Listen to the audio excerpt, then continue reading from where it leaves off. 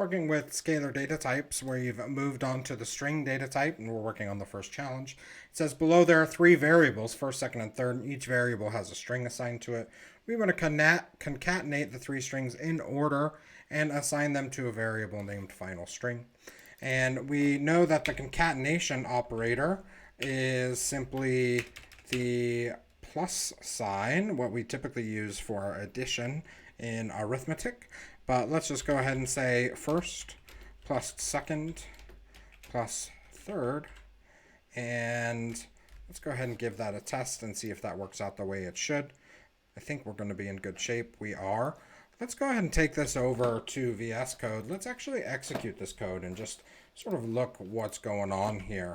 So if I paste in this code here, the one thing that I'm going to add is a print statement so we can actually look at what we're doing, right? And go ahead, let me go ahead and run this. And right now we can see this is the first part of my sentence is all just one long sentence, and the concatenation works the exact way that we had expected to. So that's it for this challenge. We'll see you on the next video for challenge number 2.